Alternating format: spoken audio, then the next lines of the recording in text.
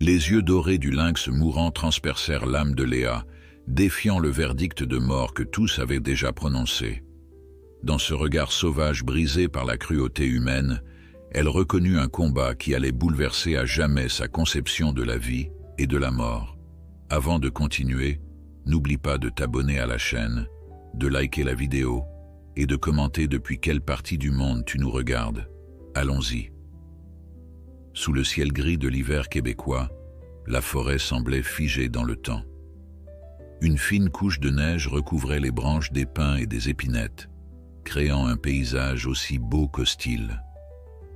C'est dans ce décor de carte postale que Léa Tremblay, une biologiste de 28 ans spécialisée dans la préservation des félins sauvages, avançait avec précaution, ses raquettes s'enfonçant dans la neige fraîche avec un crissement régulier. Le froid mordant de février pinçait ses joues malgré l'écharpe qui entourait son visage. Ses yeux d'un vert intense scrutaient attentivement les alentours à la recherche d'indices. Léa n'était pas en simple randonnée, elle suivait des traces qui l'inquiétaient depuis plus d'une heure. « Allez, montre-toi », murmura-t-elle, son souffle formant un nuage de condensation devant elle. Ce qu'elle cherchait n'était pas un animal ordinaire. Les empreintes qu'elle suivait appartenaient à un lynx roux, un prédateur discret mais essentiel à l'écosystème local. Pourtant, quelque chose n'allait pas. Les traces étaient irrégulières, parfois traînantes, comme si l'animal était blessé ou affaibli. À quelques kilomètres de là, dans la petite ville de Saint-Sylvestre, le centre de réhabilitation de la faune sauvage où travaillait Léa se préparait à une journée ordinaire. Martin Côté, vétérinaire expérimenté de 52 ans et mentor de Léa, examinait un jeune renard victime d'un piège illégal lorsque son téléphone vibra. « Martin, c'est Léa. Je pense avoir trouvé notre lynx, celui signalé par les gardes forestiers. » La voix de la jeune femme était tendue, presque étouffée par le vent qui soufflait dans les arbres. « Il est en mauvais état. Je vois du sang sur la neige. Je continue à le suivre, mais j'aurai besoin de renforts. » Martin fronça les sourcils. « Tu es où exactement ?»« Secteur nord-est, près de la vieille cabane des Langlois. Je t'envoie ma position GPS. » « N'approche pas trop près s'il est blessé, tu le sais. J'arrive avec l'équipement. » Léa rangea son téléphone et reprit sa progression. Le lynx qu'elle suivait avait été signalé plusieurs fois ces dernières semaines, rôdant anormalement près des habitations. Un comportement inhabituel pour cette espèce normalement si discrète. Certains habitants avaient même réclamé son abattage après la disparition de quelques poules et lapins domestiques. Les traces la menèrent jusqu'à une petite clairière. Et c'est là qu'elle le vit enfin. Recroquevillé sous un amas de branches tombées, le lynx roux semblait à bout de force. Son pelage fauve tacheté de noir, habituellement si élégant, était souillé de boue et de sang. Une de ses pattes arrière formait un angle étrange, manifestement brisé. Sa respiration était laborieuse, son flanc se soulevant par saccades. Léa s'immobilisa, le cœur battant. Même affaibli, un lynx restait un prédateur dangereux. Elle sortit lentement ses jumelles pour observer l'animal de plus près. Ce qu'elle vit lui serra le cœur. Ce n'était pas un adulte mais un jeune mâle, probablement âgé d'à peine 1 an. Un adolescent dans le monde des lynx, trop jeune pour être totalement indépendant, trop vieux pour être considéré comme un chaton. « Comment t'es-tu retrouvé dans cet état, mon beau ?» chuchota-t-elle. Comme s'il l'avait entendu, le lynx tourna faiblement la tête dans sa direction. Ses yeux dorés, habituellement perçants, étaient voilés par la douleur et l'épuisement. Il tenta de se redresser mais retomba aussitôt avec un gémissement qui ressemblait presque à un sanglot. Léa savait qu'elle ne devait pas s'approcher davantage. Pourtant, quelque chose dans le regard de l'animal l'appelait. Une connexion inexplicable s'établit entre eux à travers la distance qui les séparait. Ce n'était pas de la peur qu'elle lisait dans ses yeux dorés, mais une résignation qui lui brisait le cœur. Le lynx était en train d'abandonner, de se laisser mourir. 1 heure plus tard, Martin arriva avec 2 assistants et tout l'équipement nécessaire pour une capture d'urgence. L'expression sur son visage s'assombrit quand il aperçut l'animal. « Il est dans un sale état », constata-t-il en préparant le fusil à tranquillisant. Fracture ouverte de la patte arrière, déshydratation sévère, et regarde ses marques sur son flanc. Léa observa les entailles profondes qui lacérèrent le côté gauche du lynx. Un combat avec un autre prédateur? Un coyote peut-être? Possible, ou un piège dont il aurait réussi à s'échapper, au prix de graves blessures. Martin secoua la tête. Honnêtement, Léa, je ne suis pas sûr qu'il passe la nuit. Il va la passer, affirma-t-elle avec une détermination qui surprit son mentor. On ne l'abandonne pas. L'équipe procéda avec précaution. Un tir précis de tranquillisant, puis l'attente de quelques minutes pour que le produit fasse effet. Le lynx ne tenta même pas de fuir lorsqu'ils s'approchèrent finalement. Il était trop faible. Avec d'infinies précautions, ils placèrent l'animal inconscient sur une civière spéciale et l'enveloppèrent dans des couvertures thermiques. Léa ne quitta pas son chevet pendant tout le trajet de retour au centre, surveillant sa respiration, parlant doucement comme si ses mots pouvaient atteindre l'animal à travers son sommeil chimique. « Tu vas t'en sortir », répétait-elle. « Je te le promets. » Au centre, une salle d'opération d'urgence avait été préparée. Dès leur arrivée, Martin et son équipe se mirent au travail.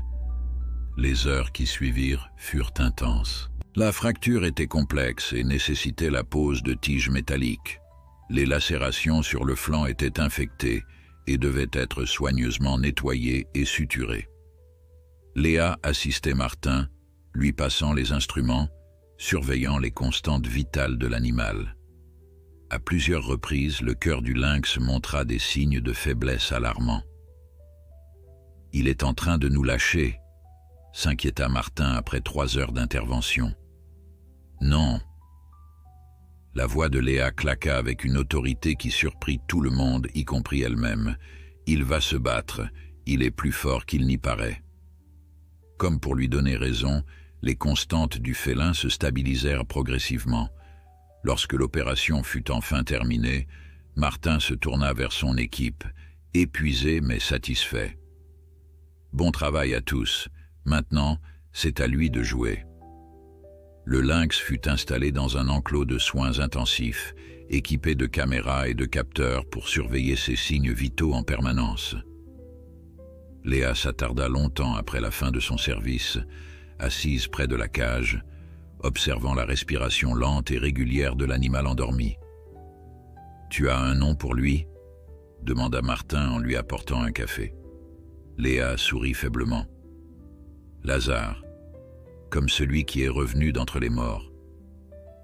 Tu sais que tu ne devrais pas t'attacher, » la prévint doucement son mentor. « Même s'il survit, l'objectif sera de le relâcher. » Je sais. Mais au fond d'elle-même, Léa savait déjà qu'il était trop tard. Un lien s'était formé entre elle et ce lynx, quelque chose qu'elle ne pouvait ni expliquer ni ignorer. Cette nuit-là, elle dormit au centre, sur un canapé inconfortable dans la salle de repos. Aux premières lueurs de l'aube, elle fut réveillée par l'alarme de son téléphone. Elle se précipita vers l'enclos de Lazare, craignant le pire. Mais le lynx s'était réveillé. Ses yeux dorés, plus clairs qu'auparavant, la fixaient à travers les barreaux de la cage. Il était toujours faible, toujours gravement blessé, mais il y avait une étincelle dans ce regard, une volonté de vivre qui n'était pas là la veille. « Bonjour toi », murmura Léa en s'approchant avec précaution. « Tu nous as fait une belle frayeur. » Le lynx ne bougea pas, mais ses oreilles pointues s'orientèrent vers elle, captant le son de sa voix. Ce fut le début d'un long combat. Les jours suivants furent critiques. Lazare refusait de s'alimenter normalement, et ses blessures, bien que soignées, guérissaient lentement. Léa passait tout son temps libre auprès de lui, lui parlant doucement, gagnant progressivement sa confiance. Une semaine après son sauvetage, elle réussit l'impensable, nourrir Lazare à la main, sans barrière entre eux. Martin l'avait mise en garde contre les risques, Mais Léa sentait que c'était la seule façon de sauver le félin. Il avait besoin de plus que des soins médicaux. Il avait besoin d'une connexion, d'une raison de se battre. « Tu vois, dit-elle à Martin après avoir réussi à faire manger Lazare pour la 3e fois consécutive, il me fait confiance. »« C'est justement ce qui m'inquiète, » répondit son mentor en observant l'animal qui suivait Léa du regard. « Plus il s'attache à toi, plus la réintroduction dans la nature sera difficile. » Mais Léa était déterminée. Elle avait un plan. Un plan qui allait défier toutes les pratiques conventionnelles de réhabilitation des animaux sauvages, un plan qui susciterait des controverses et des critiques, mais qui, selon elle, était la seule chance de Lazare. Car ce que Martin ignorait encore, c'est que les radiographies avaient révélé quelque chose d'autre, de minuscules fragments métalliques dans le corps du lynx. Lazare n'avait pas été simplement blessé dans un combat ou un accident. Il avait été délibérément tiré. Quelqu'un avait tenté de le tuer.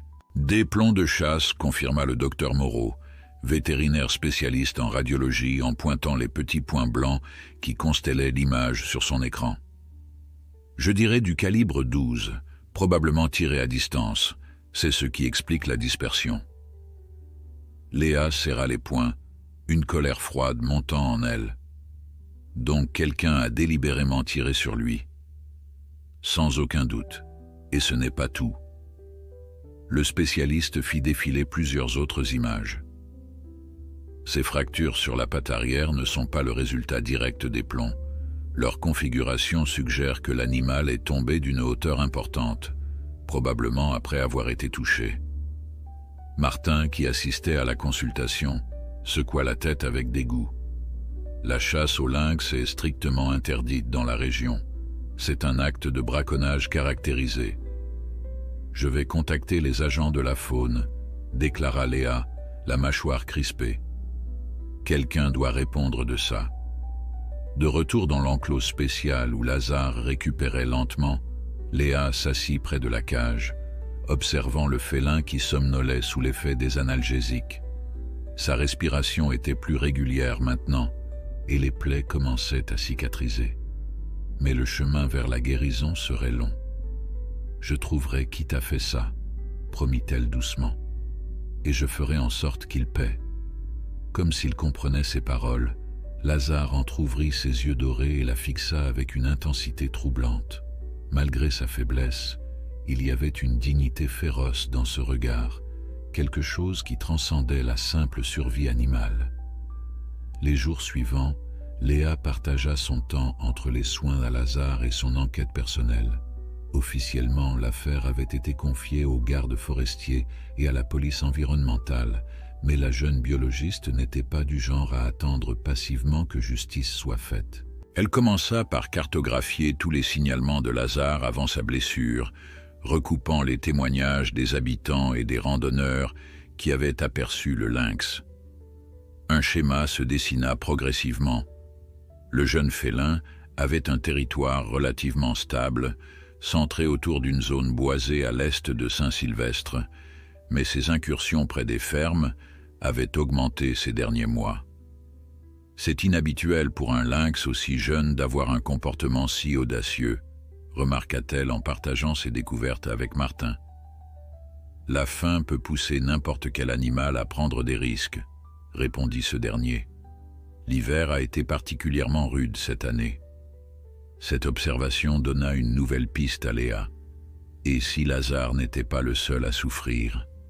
Et si l'écosystème local était déséquilibré, poussant les prédateurs à se rapprocher des zones habitées? Pendant ce temps, au centre, Lazare faisait des progrès remarquables. 2 semaines après son sauvetage, il commençait à se tenir debout, testant prudemment sa patte opérée. Les soigneurs étaient stupéfaits par sa résilience et sa détermination. Il est exceptionnel, admit même Martin, qui avait été sceptique au départ. Je n'ai jamais vu un félin sauvage récupérer aussi vite d'une blessure aussi grave.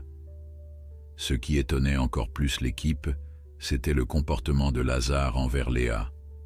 Alors qu'il restait méfiant et parfois agressif avec les autres soigneurs, Il se montrait étonnamment docile en sa présence. Il acceptait de se nourrir de sa main, la laissait examiner ses blessures et semblait même attendre ses visites avec une impatience à peine dissimulée. « Tu ne devrais pas te rapprocher autant », la prévint à nouveau Martin après l'avoir surprise en train de gratter Lazare derrière les oreilles, un geste inimaginable avec un lynx sauvage. « Il reste un prédateur, Léa, et l'objectif est toujours de le relâcher. »« Je sais ce que je fais, » répondit-elle, sans détourner les yeux du regard doré qui la fixait avec ce qui ressemblait étrangement à de l'affection. Lazare est différent. Un matin de mars, alors que la neige commençait à fondre, révélant les premières pousses vertes du printemps, Léa reçut un appel qui allait tout changer. C'était Pierre Gagnon, un garde forestier qu'elle avait rencontré plusieurs fois dans le cadre de son enquête. « J'ai peut-être quelque chose pour vous », annonça-t-il d'une voix tendue. « Un de mes collègues a entendu une conversation au bar du village hier soir. Un type qui se vantait d'avoir réglé le problème avec une bête qui s'attaquait à ses poules. » Le cœur de Léa s'accéléra. « Un nom ? Richard Bouchard. Il possède une ferme à la lisière est de la forêt, exactement dans le secteur où vous avez trouvé votre lynx. » Léa connaissait ce nom. Bouchard était un agriculteur local connu pour ses positions tranchées contre la faune sauvage. Il avait déjà été impliqué dans des conflits avec les autorités environnementales par le passé. « Merci, Pierre. Je vous revaudrai ça. »« Attendez, Léa. » La voix du garde forestier se fit plus pressante. « Ne faites rien de stupide. Nous allons mener l'enquête officiellement. Si Bouchard est coupable, il sera poursuivi selon la loi. » Mais Léa avait déjà raccroché, l'esprit en ébullition. Elle connaissait la lenteur des procédures officielles, les difficultés à prouver un acte de braconnage après coup. Et surtout, elle avait fait une promesse à Lazare. Cette nuit-là, après la fermeture du centre, elle resta seule avec le lynx. Son état s'était considérablement amélioré. Il pouvait maintenant se déplacer dans son enclos, sa démarche encore hésitante, mais de plus en plus assurée.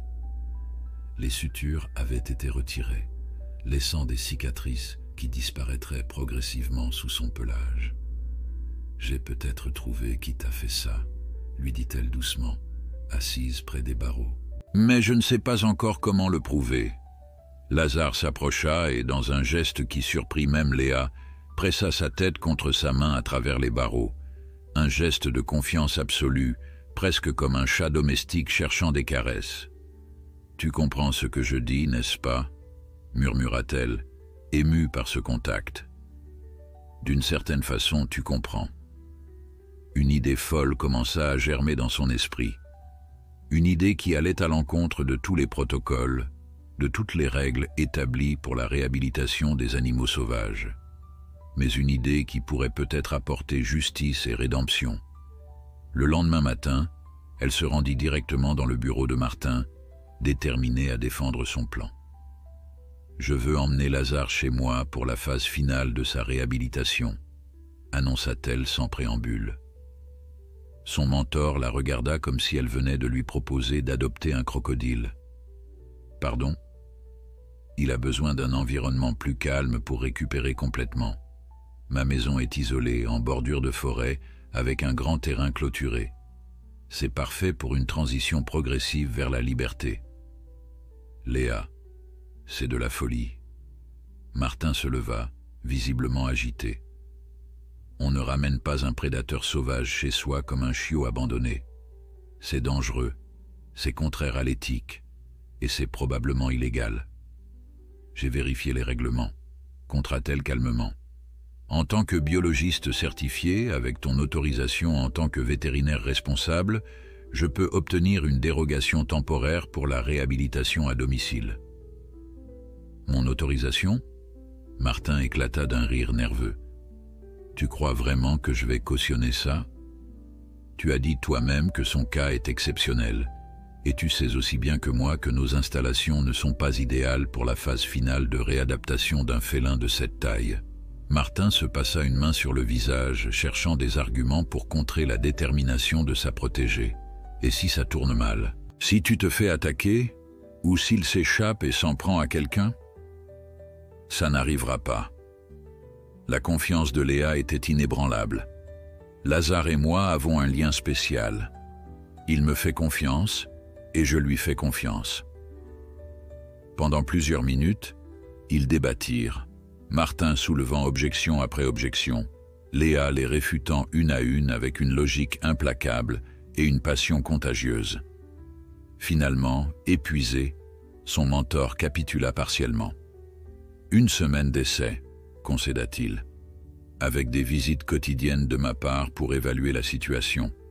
Au premier signe de problème, il revient ici immédiatement. Et tu devras signer une décharge complète, déchargeant le centre de toute responsabilité. Le visage de Léa s'illumina. « Merci, Martin, tu ne le regretteras pas. »« Je le regrette déjà, » marmonna-t-il. « Et tu n'as pas intérêt à me dire que cette décision a quoi que ce soit à voir avec ce fermier Bouchard. » Le regard de Léa se durcit légèrement. Cette décision concerne uniquement le bien-être de Lazare. Mais ils savaient tous deux que ce n'était pas l'entière vérité. Quelque chose de plus profond motivait Léa, un mélange de justice, de compassion et peut-être même d'obsession naissante. 3 jours plus tard, après avoir aménagé une partie de sa maison et de son jardin pour accueillir Lazare, Léa se tenait devant la cage de transport, le cœur battant. L'aventure qu'elle s'apprêtait à entreprendre défiait toutes les conventions, tous les protocoles. Elle risquait sa carrière, potentiellement sa sécurité physique. Mais quand Lazare entra volontairement dans la cage, ses yeux dorés fixés sur elle avec cette confiance absolue qui la bouleversait à chaque fois, elle sut qu'elle prenait la bonne décision. Ce qu'elle ignorait encore, c'est que cette décision allait non seulement transformer la vie du lynx, mais aussi la sienne de façon irréversible. La maison de Léa était située à la lisière de la forêt, à environ 15 km du village. Une ancienne maison forestière qu'elle avait rénovée elle-même, avec l'aide de son père après l'avoir achetée 3 ans plus tôt. L'endroit idéal pour une biologiste passionnée de nature, isolée, calme et entourée de vie sauvage. L'arrivée de Lazare transforma ce havre de paix en un lieu de tension et d'excitation mêlée. Léa avait converti son garage attenant en un espace de transition pour le lynx, suffisamment spacieux pour qu'il puisse se déplacer, avec une porte donnant sur un enclos extérieur sécurisé qui occupait une bonne partie de son jardin arrière.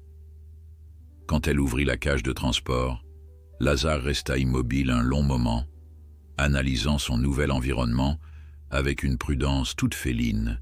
Ses narines frémissaient, captant les multiples odeurs inconnues, ses oreilles pivotaient dans toutes les directions. « C'est chez toi maintenant », murmura Léa en reculant lentement pour lui laisser de l'espace. Du moins pour quelque temps. Le lynx finit par sortir, chaque mouvement calculé avec précision malgré sa patte encore fragile. Il explora méthodiquement chaque recoin de l'espace, s'attardant particulièrement près des fenêtres qui donnaient sur la forêt. « Tu la sens, n'est-ce pas ?» dit doucement Léa. « Elle t'attend, mais pas tout de suite. Pas avant que tu sois complètement guéri. » Cette première nuit fut étrange pour les deux. Léa dormit à peine, tendant l'oreille au moindre bruit venant du garage aménagé. Quant à Lazare, il resta alerte jusqu'à l'aube, s'adaptant à ce nouvel environnement si différent de la forêt ou même du centre de réhabilitation. Au matin, Martin arriva comme convenu pour sa première visite d'évaluation. Son expression était un mélange d'inquiétude professionnelle et de curiosité malgré lui. « Alors, comment s'est passée la première nuit ?»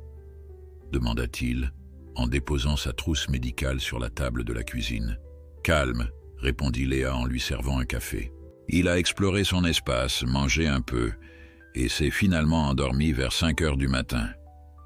Il faut que je l'examine. Sa patte me préoccupe encore. » Ils entrèrent ensemble dans l'espace aménagé. Lazare était allongé sur une plateforme surélevée que Léa avait construite, rappelant les perchoirs naturels que les lynx apprécient en milieu sauvage. À leur arrivée, il se redressa immédiatement, tous ses sens en alerte. « Doucement », murmura Léa en s'approchant lentement. « C'est Martin, tu le connais. » À la surprise du vétérinaire, le lynx se détendit visiblement à la voix de Léa. Il resta sur sa plateforme, mais cessa de montrer des signes d'agressivité. « C'est remarquable », admit Martin en observant l'interaction. « Il te fait vraiment confiance. » L'examen se déroula sans incident. Léa maintenant un contact verbal constant avec Lazare, qui toléra les manipulations avec une patience inattendue. Sa patte montrait des signes encourageants de guérison et les plaies sur son flanc cicatrisaient proprement. Physiquement, il récupère bien, conclut Martin en rangeant son matériel. Mais je reste préoccupé par son comportement. Cette docilité n'est pas naturelle pour un lynx sauvage. C'est temporaire, assura Léa. Une fois complètement rétabli, ses instincts reprendront le dessus. Mais au fond d'elle-même, elle n'était pas certaine que ce serait aussi simple. Quelque chose d'unique s'était développé entre elle et Lazare, quelque chose qui dépassait la simple relation soigneur-animal. Les jours suivants établirent une routine étonnamment harmonieuse. Chaque matin, Léa ouvrait la porte de l'enclos extérieur, permettant à Lazare d'explorer cet espace plus naturel. Elle l'observait depuis sa cuisine, prenant des notes détaillées sur ses mouvements, son comportement, sa façon d'interagir avec l'environnement. L'amélioration de sa condition physique était spectaculaire. Sa démarche devenait plus fluide, plus assurée. Il commençait à grimper sur les structures que Léa avait installées, testant son agilité retrouvée. Parfois, il s'arrêtait pour fixer la forêt au-delà de la clôture, immobile pendant de longues minutes, comme hypnotisé par l'appel de la vie sauvage. Une semaine passa ainsi, puis deux.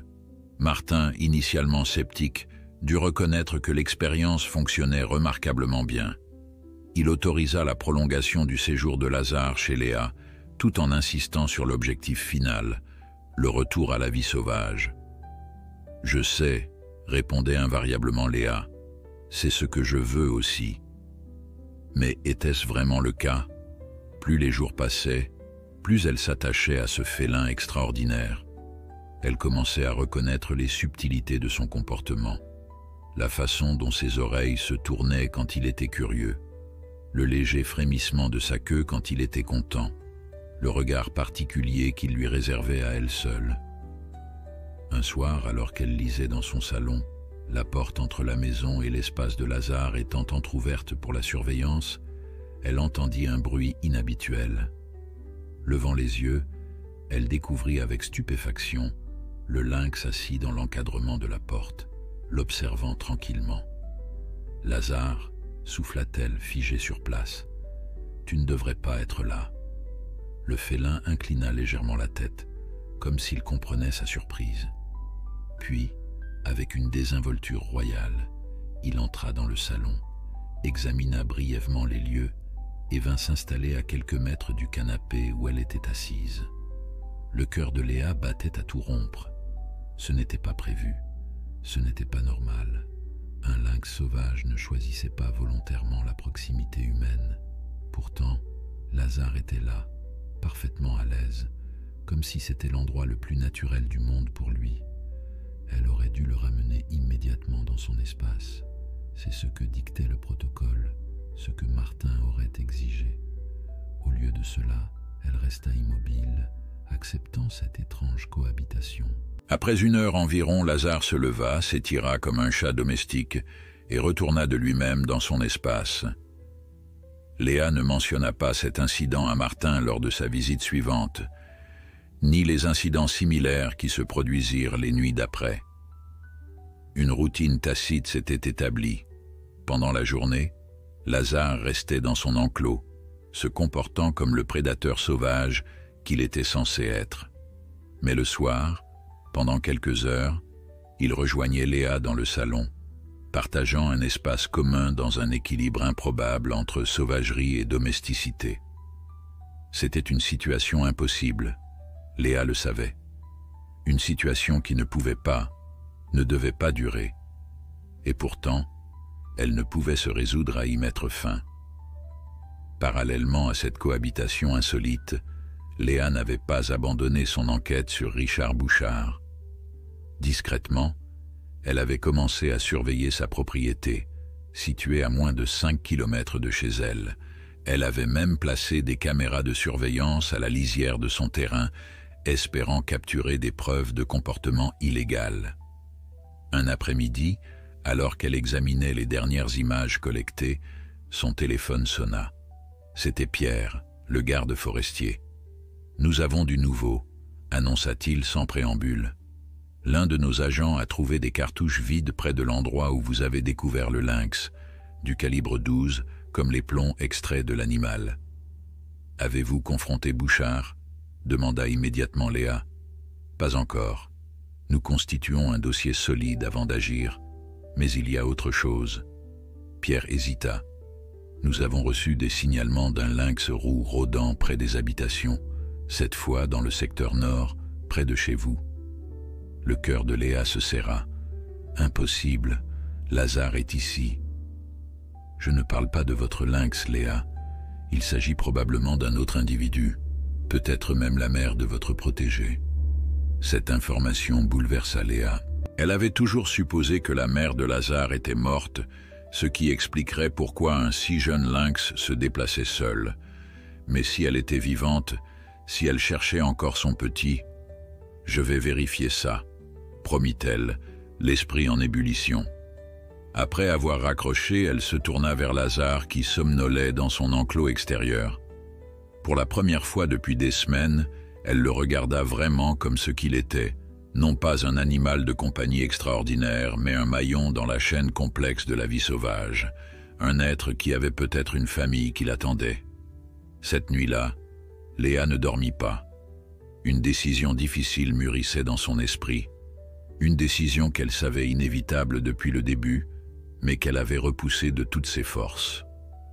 Il était temps de préparer Lazare à retourner là où était sa vraie place, dans la forêt sauvage. Mais avant cela, il restait une affaire à régler, une promesse à tenir. Richard Bouchard devait répondre de ses actes. Au petit matin, elle appela Martin. « J'ai besoin de ton aide », dit-elle sans préambule. « Il est temps de passer à la phase finale du plan de réhabilitation. »« Tu veux dire le relâcher ?» La surprise était évidente dans la voix du vétéran. « Pas encore, mais bientôt. » Elle prit une profonde inspiration. « Et j'ai besoin que tu me couvres pour quelque chose d'autre d'abord. » Il y eut un long silence à l'autre bout de la ligne. « Léa, qu'est-ce que tu prépares exactement ?»« La justice, Martin. Simplement la justice. »« Ce que tu proposes est de la folie pure, » déclara Martin en faisant les 100 pas dans la cuisine de Léa. « Non seulement c'est illégal, mais c'est dangereux et ça pourrait compromettre définitivement la réhabilitation de Lazare. » Léa, assise à la table, resta imperturbable. « Tu as une meilleure idée ? Les autorités traînent des pieds. Sans preuve irréfutable, Bouchard s'en sortira avec peut-être une simple amende. Alors laisse la justice suivre son cours. »« Quelle justice ?» La voix de Léa se durcit. « Celle qui considère qu'un lynx roux vaut moins que quelques poules. Celle qui permet à des gens comme Bouchard de tirer sur des espèces protégées en toute impunité parce qu'elles dérangent. » Martin soupira profondément, reconnaissant la détermination inébranlable dans les yeux de sa protégée. « Explique-moi encore ton plan, en détail cette fois. » Le plan était audacieux, certainement risqué, mais pas aussi fou que Martin le craignait initialement. Léa avait découvert que Richard Bouchard organisait régulièrement des parties de chasse sur sa propriété, des événements semi-clandestins où il invitait des amis pour traquer du gibier souvent hors saison. La prochaine était prévue pour le week-end suivant. « J'ai installé des caméras autour de sa propriété », expliqua Léa, « mais elles sont trop loin pour capturer des preuves exploitables. J'ai besoin de m'approcher. » En te faisant passer pour une photographe animalière, c'est ça ton idée géniale? Ça a du sens. Je lui dirai que je travaille sur un projet documentaire sur la faune locale. C'est parfaitement crédible, étant donné mon métier. Et tu crois qu'il va t'inviter à entrer juste comme ça? Léa sourit avec une confiance tranquille. Les gens comme Bouchard adorent se vanter. Il se considère comme un expert local, un homme des bois. Son ego ne résistera pas à l'idée d'impressionner une jeune biologiste avec ses connaissances. Martin la dévisagea, partagé entre l'admiration pour son intelligence et l'inquiétude face aux risques qu'elle prenait. Et pendant que tu joues les espionnes, que devient Lazare? C'est là que j'ai besoin de ton aide. Léa se leva et s'approcha de la fenêtre qui donnait sur l'enclos extérieur où le lynx était allongé au soleil. Je veux que tu restes avec lui pendant mon absence. Il te connaît, il te fait relativement confiance. Relativement? Martin haussa un sourcil. Tu n'es pas moi, répondit simplement Léa. Ce n'était pas de l'arrogance, juste une constatation du lien unique qui s'était formé entre elle et l'animal. Après une longue discussion, ponctuée d'objections que Léa réfutait méthodiquement, Martin finit par céder, comme il le faisait toujours face à la détermination de sa protégée. 3 jours, concéda-t-il. Tu as 3 jours pour obtenir tes preuves. Après ça, on passe à la phase finale de réhabilitation, que tu aies coincé Bouchard ou non. Léa hocha la tête, satisfaite. C'est tout ce dont j'ai besoin. Le lendemain matin, elle mit son plan à exécution. Vêtue d'une tenue de terrain professionnelle, équipée d'un appareil photo haut de gamme et d'un carnet de notes, elle se présenta à la ferme de Richard Bouchard. La propriété était exactement comme elle l'imaginait, une grande ferme traditionnelle entourée de champs, avec la forêt qui s'étendait juste derrière. Des panneaux propriété privée et défense d'entrée jalonnaient l'entrée, créant une atmosphère peu accueillante. Bouchard lui-même correspondait à l'image qu'elle s'en était faite. Un homme trapu dans la cinquantaine, au visage buriné par le soleil et aux mains calleuses d'un travailleur de la terre. Son regard méfiant se posa sur Léa dès qu'elle sortit de sa voiture. « Bonjour », lança-t-elle avec un sourire professionnel. « Monsieur Bouchard, je suis Léa Tremblay, biologiste au Centre de réhabilitation de la faune. Je travaille sur un projet documentaire sur les interactions entre agriculture et vie sauvage dans la région. » L'homme fronça les sourcils, sa main droite serrant inconsciemment le manche de l'outil qu'il tenait. « Et alors ?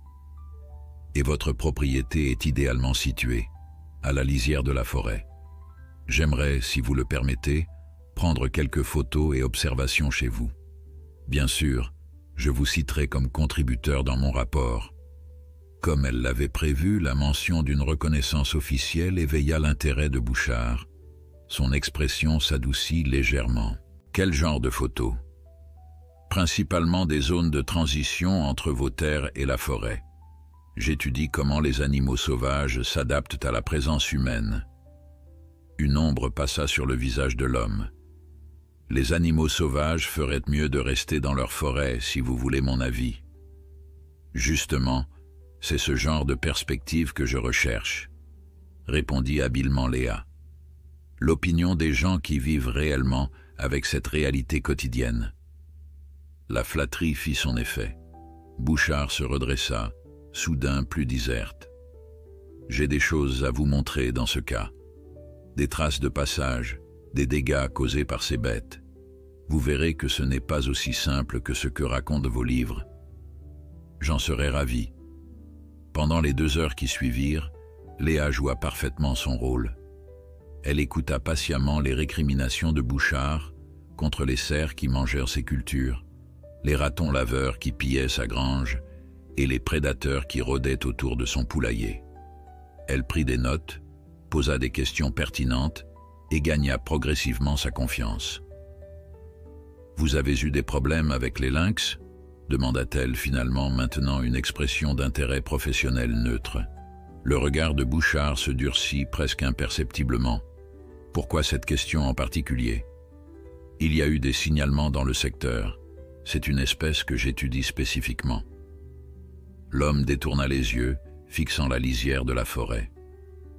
J'ai perdu 6 poules en janvier, égorgées, proprement. Le travail d'un félin, pas d'un coyote ou d'un renard. Avez-vous vu l'animal? Aperçu. Un soir, à la tombée de la nuit, un jeune, pas encore complètement adulte.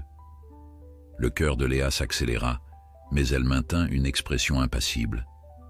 Et qu'avez-vous fait? Bouchard la regarda droit dans les yeux, un défi silencieux dans son regard. Ce que n'importe quel fermier ferait pour protéger son bien. Vous l'avez signalé aux autorités? Un rire sec échappa à l'homme. Les autorités, elles seraient arrivées 3 semaines plus tard avec leurs formulaires et leurs recommandations inutiles. Léa saisit sa chance. Vous savez, je comprends votre frustration. La bureaucratie peut être lente, et pendant ce temps, vous perdez votre gagne-pain. Le visage de Bouchard s'illumina de surprise, visiblement soulagé de ne pas recevoir le sermon écologiste qu'il attendait. Exactement. Enfin quelqu'un qui comprend. J'aimerais documenter cet aspect aussi dans mon rapport, comment les agriculteurs doivent parfois prendre les choses en main quand le système les laisse tomber. C'était risqué, mais calculé. Léa jouait sur la vanité de l'homme, sur son besoin de justifier ses actions. « Je pourrais revenir ce week-end » proposa-t-elle. « J'ai cru comprendre que vous receviez des amis. Ce serait intéressant d'avoir leur perspective également. » La méfiance revint brièvement dans les yeux de Bouchard. « Qui vous a parlé de ça? » « Oh, le village est petit. Les nouvelles circulent. » Léa haussa les épaules avec désinvolture. « Ce sont des chasseurs, non? Leur point de vue serait précieux pour mon étude. » Après un moment d'hésitation, Bouchard acquiesça lentement. « Venez samedi, vers midi. Mais pas de photos de personnes sans leur permission, c'est clair? » Parfaitement clair.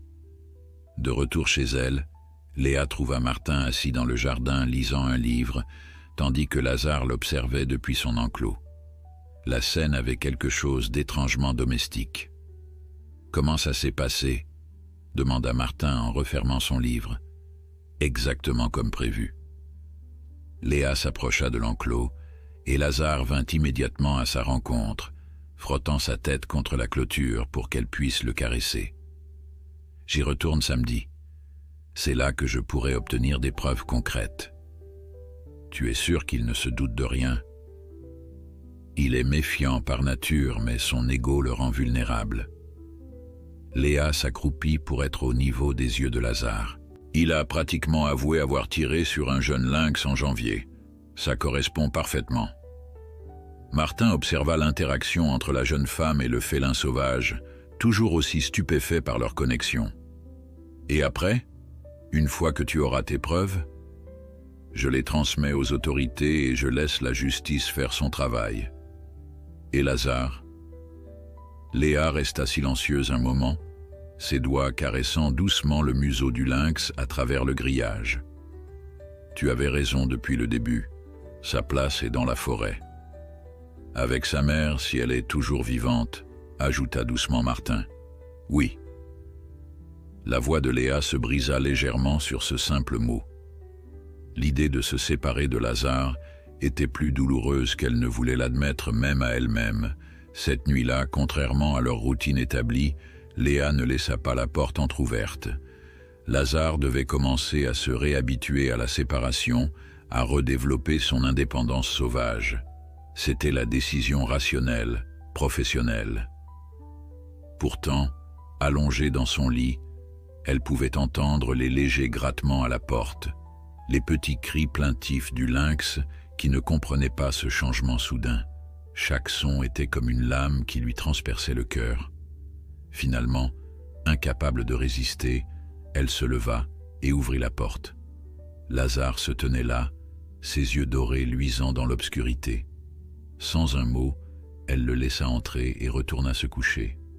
Le lynx sauta gracieusement sur le lit et s'installa à ses pieds, comme il ne l'avait jamais fait auparavant. « Juste cette nuit » murmura-t-elle, autant pour elle-même que pour lui. Juste une dernière nuit. Mais au fond d'elle-même, Léa savait que le plus grand défi l'attendait encore, non pas d'obtenir justice contre Bouchard, mais de trouver la force de dire adieu à cet être extraordinaire qui avait bouleversé sa vie. Le samedi arriva trop vite au goût de Léa. Les 2 jours qui précédèrent furent consacrés à une préparation minutieuse. Elle avait dissimulé une petite caméra dans la broche qu'elle portait à sa veste, un discret pins en forme de feuille d'érable qui ne susciterait aucun soupçon. Son appareil photo professionnel, lui, était parfaitement légitime, mais servirait également à recueillir des preuves. « Tu es sûr de vouloir y aller seul ?» demanda Martin pour la énième fois, alors qu'il l'aidait à vérifier son équipement. « Je pourrais t'accompagner, me faire passer pour ton assistant. »« Non, » répondit fermement Léa. Bouchard est déjà méfiant. Un inconnu supplémentaire éveillerait ses soupçons. Elle ajusta l'objectif de son appareil. « Et j'ai besoin que tu restes avec Lazare. » À la mention de son nom, le lynx, qui somnolait dans un coin du salon, leva la tête. Ces derniers jours, Léa avait assoupli sa résolution de maintenir une distance. Elle savait que c'était une erreur du point de vue de la réhabilitation, mais elle ne pouvait se résoudre à refuser ces derniers moments de proximité. « Tout de même, je n'aime pas ça, » insista Martin.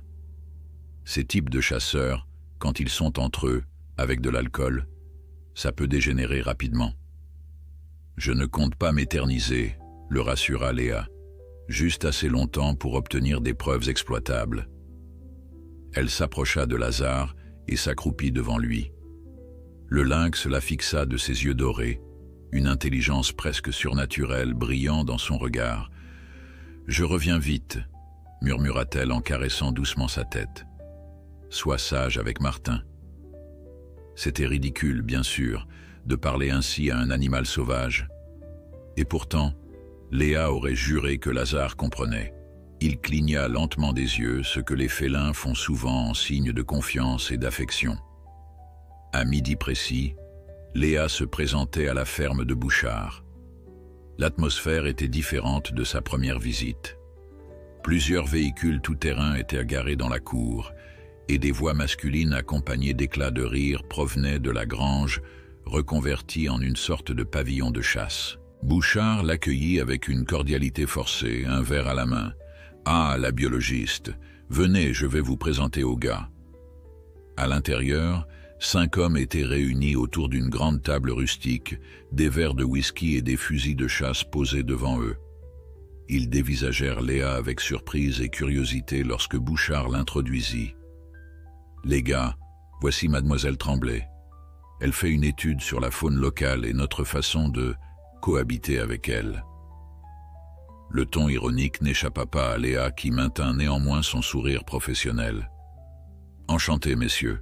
Je vous promets de rester discrète et de ne pas perturber votre journée. » « Tant que vous ne nous faites pas la morale sur la chasse, » lança un homme trapu à la barbe grisonnante déclenchant quelques rires. « Je suis ici pour observer et comprendre, pas pour juger, » répondit habilement Léa. « La gestion de la faune est un sujet complexe. » Cette réponse sembla les apaiser et la conversation reprit. Léa s'installa dans un coin, prenant des notes tout en s'assurant que sa caméra cachée fonctionnait correctement.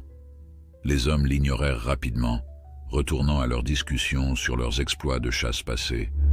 C'est alors que la conversation prit une tournure qui fit tendre l'oreille à Léa.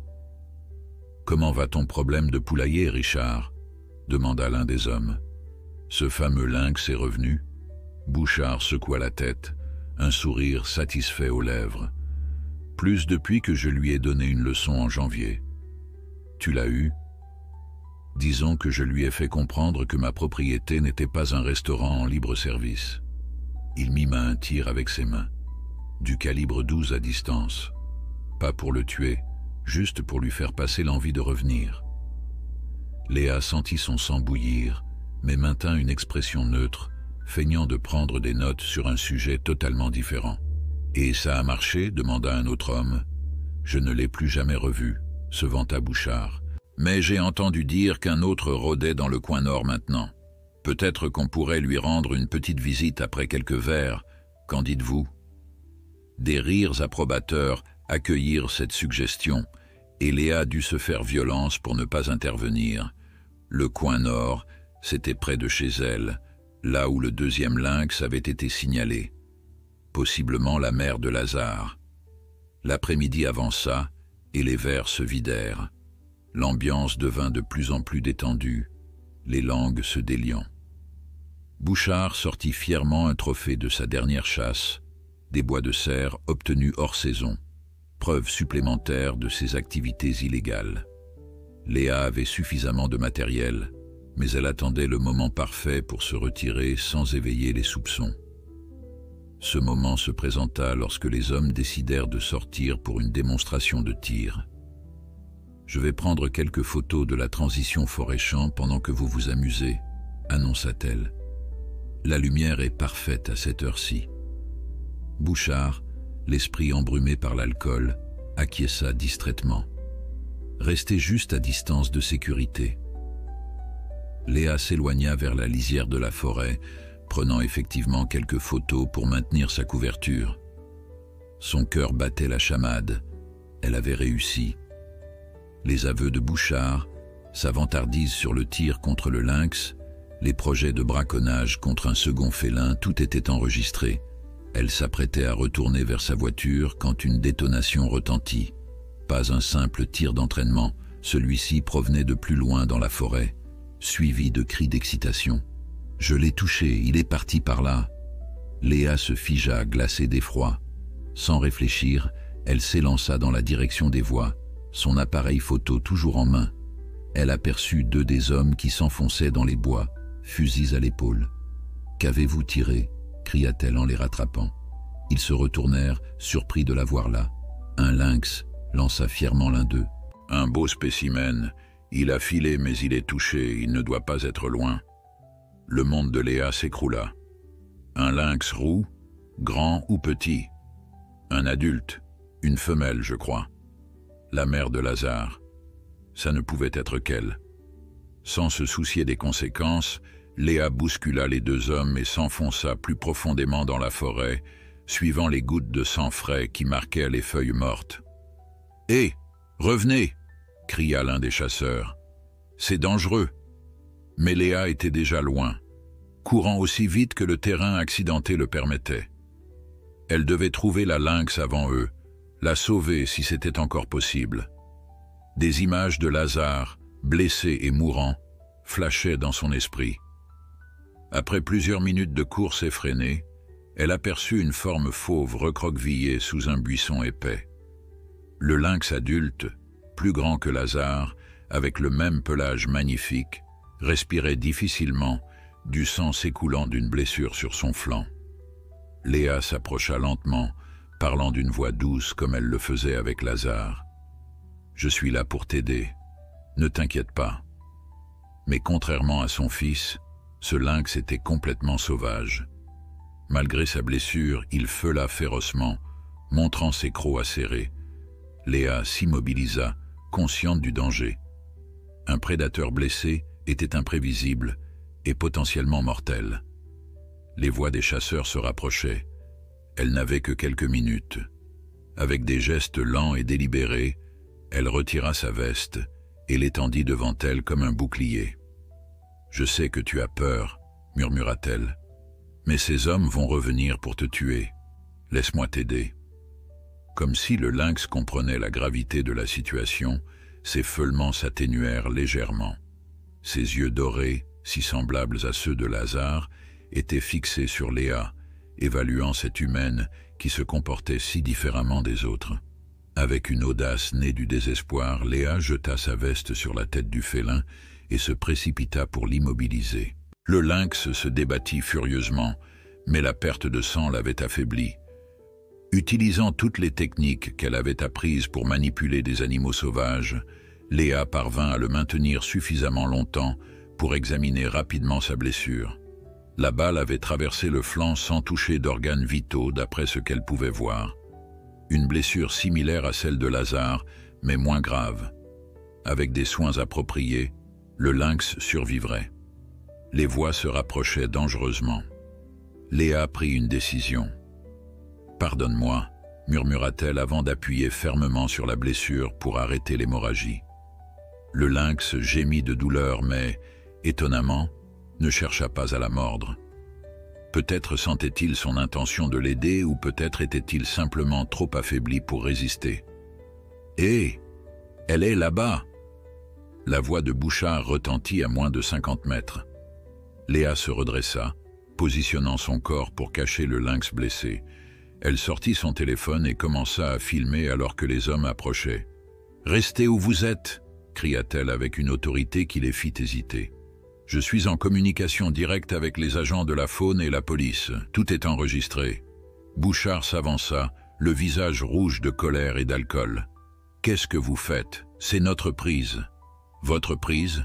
Léa laissa éclater sa rage contenue. « Cet animal est une espèce protégée. Ce que vous faites est un délit passible de prison. »« C'est juste un prédateur nuisible, » cracha Bouchard.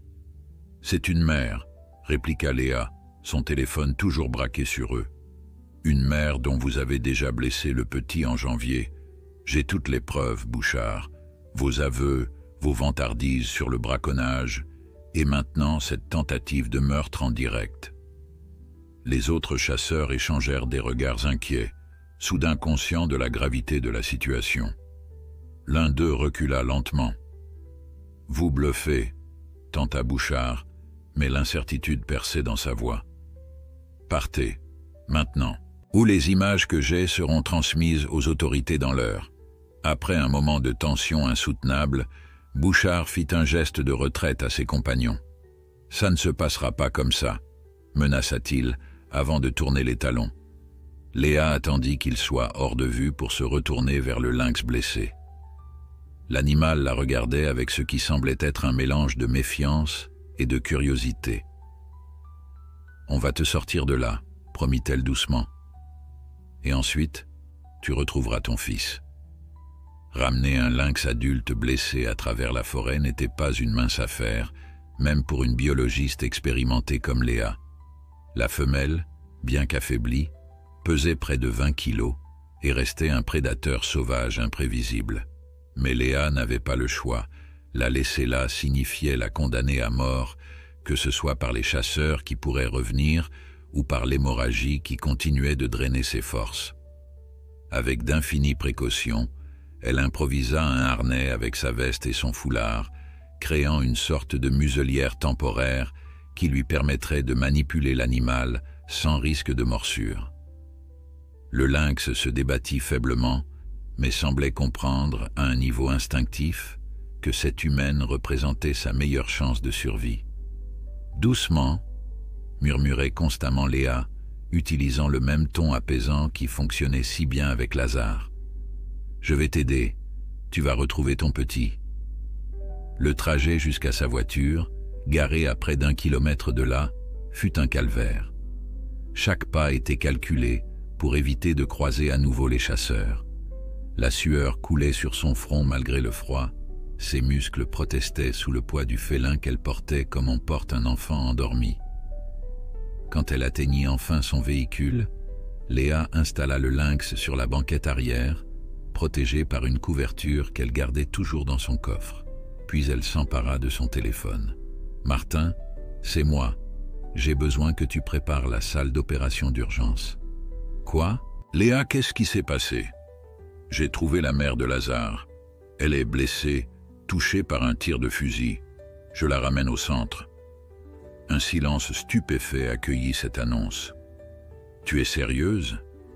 Comment peux-tu être sûre que c'est… » ?»« Je le sais, c'est tout, » coupa Léa, l'adrénaline rendant sa voix plus tranchante qu'elle ne l'aurait voulu. Elle lui ressemble de façon frappante, et elle était exactement dans la zone où les signalements ont été faits. « D'accord, d'accord, je prépare tout. Mais Léa, qu'est-ce qui s'est passé avec Bouchard ?» Elle jeta un coup d'œil au lynx qui la fixait de ses yeux dorés presque identiques à ceux de Lazare. « Je t'expliquerai tout à mon retour. Pour l'instant, concentrons-nous sur elle. » Le trajet jusqu'au centre fut un mélange d'angoisse et d'espoir. Léa surveillait constamment le lynx dans son rétroviseur, craignant à chaque instant de le voir succomber à ses blessures. Mais la femelle restait consciente, ses yeux suivant chaque mouvement de la jeune femme avec une intensité qui rappelait son fils. « Tiens bon », encourageait Léa, « on y est presque ». Martin les attendait à l'entrée arrière du centre, le visage grave. Ses yeux s'écarquillèrent quand il aperçut le lynx sur la banquette. « Mon Dieu, Léa, tu l'as vraiment fait. Aide-moi à la transporter à l'intérieur. » Avec l'expertise née de années d'expérience, ils parvinrent à déplacer l'animal blessé jusqu'à la salle d'opération. Martin examina immédiatement la blessure tandis que Léa préparait le matériel nécessaire. Balle de petit calibre, probablement du 22, diagnostiqua-t-il. Elle a eu de la chance, pas d'organes vitaux touchés, pas de fragmentation. L'extraction devrait être relativement simple. Alors qu'est-ce qu'on attend? Pendant les 2 heures qui suivirent, ils travaillèrent en parfaite synchronisation, comme ils l'avaient fait pour Lazare quelques semaines plus tôt. La balle fut extraite, la plaie nettoyée et suturée, des antibiotiques administrés pour prévenir l'infection. Elle s'en sortira, déclara finalement Martin en retirant ses gants. Mais la récupération prendra du temps, et contrairement à Lazare, elle est complètement sauvage. La réhabilitation sera beaucoup plus difficile. Léa hocha la tête, le soulagement se mêlant à l'épuisement. « Je sais, mais au moins, elle est vivante. Maintenant, tu vas me dire ce qui s'est réellement passé là-bas ?» Elle lui raconta tout, les aveux de Bouchard qu'elle avait enregistrés, la partie de chasse improvisée, sa confrontation avec les braconniers. À mesure qu'elle parlait, le visage de Martin passait de l'inquiétude à la consternation. « Tu as pris des risques insensés », réprimanda-t-il quand elle eut terminé. « Ces hommes auraient pu te blesser, ou pire. Mais ils ne l'ont pas fait. Et maintenant, nous avons assez de preuves pour faire tomber Bouchard et son groupe une bonne fois pour toutes. » Martin soupira, passant une main fatiguée sur son visage. « Je suppose que c'est ce qui compte. Qu'est-ce que tu comptes faire maintenant ? » « D'abord, j'appelle Pierre pour lui transmettre les preuves. Ensuite... » Elle hésita, son regard se portant vers la porte. « Il faut que je rentre m'occuper de Lazare. »« Et après ?» insista doucement Martin, devinant le dilemme qui tourmentait sa protégée. Léa se mordit la lèvre. « Je ne sais pas encore. Tout dépendra d'elle. » Elle désigna la lynx endormie d'un geste du menton. « Et de lui. » De retour chez elle, Léa trouva Lazare dans un état d'agitation inhabituel. Le jeune lynx faisait les 100 pas dans son enclos, s'arrêtant parfois pour fixer l'horizon, comme s'il sentait que quelque chose d'important s'était produit. « Hé, mon beau !» l'accueillit-elle doucement. « J'ai une surprise pour toi, mais pas tout de suite. » Cette nuit-là, Léa ne ferma pas l'œil. Son esprit bouillonnait de questions sans réponse. Comment la mère et le fils réagiraient-ils l'un à l'autre après cette séparation? Les lynx reconnaissaient-ils les liens familiaux après des semaines d'absence? Et surtout, comment gérerait-elle la séparation inévitable qui s'annonçait? Car si la mère de Lazare survivait, et tout indiquait qu'elle survivrait, le plan de réhabilitation prendrait une toute autre tournure. Il ne s'agirait plus seulement de préparer Lazare à retourner à la vie sauvage, mais de réunir une famille brisée par la cruauté humaine. Au petit matin, son téléphone sonna. C'était Pierre, le garde forestier. « Léa, bonne nouvelle. Nous avons obtenu un mandat pour perquisitionner chez Bouchard sur la base des preuves que vous nous avez transmises. Les agents sont en route. »« Vous avez été rapide, » remarqua-t-elle, agréablement surprise par cette efficacité inhabituelle. « Vos enregistrements étaient accablants et honnêtement, nous attendions depuis longtemps l'occasion de coincer ce type. Il a une réputation bien établie dans la région. Tenez-moi au courant, s'il vous plaît. » Bien sûr. Et Léa, c'était courageux ce que vous avez fait. Téméraire, mais courageux. Après avoir raccroché, elle se prépara rapidement et retourna au centre. Martin était déjà là, examinant la femelle lynx qui avait repris conscience. « Comment va-t-elle ?»« Aussi bien qu'on peut l'espérer, » répondit-il sans quitter l'animal des yeux. « Elle est forte, comme son fils. » Léa s'approcha lentement de la cage. La mère lynx la fixa avec un mélange de méfiance et de ce qui semblait être de la reconnaissance. Pas la même connexion qu'avec Lazare, mais quelque chose d'autre, un respect mutuel entre deux êtres qui avaient traversé une épreuve ensemble. « Je vais t'appeler Luna, » décida Léa, « parce que tes yeux brillent comme la lune. Tu sais que nommer les animaux sauvages n'est pas recommandé, » rappela doucement Martin sans réelle conviction. « Je sais, mais elle mérite d'être plus qu'un numéro dans nos registres. » Ils discutèrent longuement du protocole à suivre. Traditionnellement, un prédateur sauvage comme Luna aurait été maintenu dans un environnement à contact humain minimal pour préserver ses instincts naturels. Mais la situation était exceptionnelle. « Je pense qu'il faut les réunir », déclara finalement Léa, « dès que Luna sera suffisamment stable pour être transportée. »« Chez toi ?» Martin haussa un sourcil. « Tu veux accueillir 2 lynx roux sous ton toit ?»« Pas exactement sous mon toit. L'enclos extérieur est assez grand. Et ce ne serait que temporaire, juste le temps qu'ils se reconnectent et que Luna récupère complètement. » Martin la dévisagea longuement. « Tu sais que tu joues avec le feu, n'est-ce pas? Luna n'est pas Lazare. Elle est complètement sauvage, potentiellement dangereuse. » « Je sais. » Léa soutint son regard. « Mais parfois, il faut prendre des risques pour réparer ce que les humains ont brisé. » 3 jours plus tard, Luna était suffisamment rétablie pour être déplacée. Avec d'infinies précautions, ils la transportèrent jusqu'à la propriété de Léa, l'installant dans une section séparée de l'enclos extérieur, adjacente à celle de Lazare, mais séparée par une cloison grillagée qui permettait de voir et sentir sans contact physique direct. « C'est l'heure, » murmura Léa, en ouvrant la porte qui permettait à Lazare d'accéder à l'enclos extérieur. Le jeune lynx sortit prudemment, humant l'air avec une intensité nouvelle. Puis il se figea, tous ses sens en alerte. De l'autre côté de la cloison, Luna s'était redressée, ses oreilles pointées vers l'avant, son corps tendu dans une posture d'anticipation. Le temps sembla se suspendre, alors que mère et fils se redécouvraient à travers la barrière. Pas un son, pas un mouvement, juste 2 paires d'yeux dorés identiques qui se fixaient avec une intensité bouleversante. Puis, lentement, Lazare s'approcha de la cloison. Luna fit de même, comme attirée par une force irrésistible. Quand ils furent face à face, séparés seulement par le grillage, Lazare émit un petit son plaintif que Léa ne lui avait jamais entendu produire auparavant. Luna répondit par un son similaire, plus grave, plus mature. Un appel maternel qui transcendait leur séparation forcée. Léa, observant la scène depuis la terrasse, sentit les larmes lui monter aux yeux. « Ils se reconnaissent », murmura-t-elle à Martin qui se tenait à ses côtés. « Après tout ce temps, ils se reconnaissent encore. » Pour la première fois depuis qu'elle le connaissait, Martin semblait lui aussi ému au-delà des mots. « La nature trouve toujours son chemin », dit-il simplement. Ce soir-là, Léa dut physiquement séparer Lazare de la cloison pour qu'il rentre se nourrir et se reposer.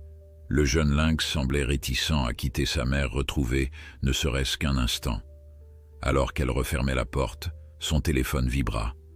Un message de Pierre. « Bouchard arrêté. Fusils et trophées illégaux saisis. Il va passer un bon moment derrière les barreaux. » La justice était rendue, au moins partiellement. Mais pour Léa, la véritable victoire était là, sous ses yeux. 2 êtres que la cruauté humaine avait séparés et qui, contre toute attente, avaient trouvé le chemin l'un vers l'autre. Cependant, une question demeurait, plus pressante que jamais. Maintenant que Lazare avait retrouvé sa mère, comment Léa trouverait-elle la force de les laisser partir tous les 2? Les jours qui suivirent la réunion de Lazare et Luna furent marqués par une transformation subtile mais profonde dans le comportement du jeune lynx. Léa l'observait avec un mélange de fascination scientifique et de tristesse grandissante. Chaque changement, aussi minime soit-il, éloignait un peu plus Lazare de la créature semi-apprivoisée qu'elle avait soignée et rapprochait le félin de sa véritable nature sauvage. C'est remarquable, nota Martin lors d'une de ses visites quotidiennes. Il suffit d'une semaine en présence de sa mère pour que des comportements instinctifs qu'il n'a jamais appris refassent surface. Ils observaient les deux lynx depuis la terrasse. Lazare imitait minutieusement la démarche de chasse de Luna, le corps bas, les pattes posées avec une précision calculée, la patience infinie du prédateur en embuscade. La séparation physique entre leurs enclos existait toujours, mais elle semblait de plus en plus artificielle, une barrière humaine imposée à une relation naturelle qui se reconstruisait jour après jour. C'est comme si elle lui enseignait tout ce qu'il aurait dû apprendre ces derniers mois, murmura Léa. Un cours accéléré de survie en milieu sauvage. C'est exactement ce qui se passe, confirma Martin. Et c'est une chance inouïe pour Lazare. Sans cette reconnexion, ses chances de survie après relâchement auraient été... Il s'interrompit, conscient de la douleur que ces mots causaient à sa protégée. Limitée, compléta Léa avec un sourire triste. Je sais.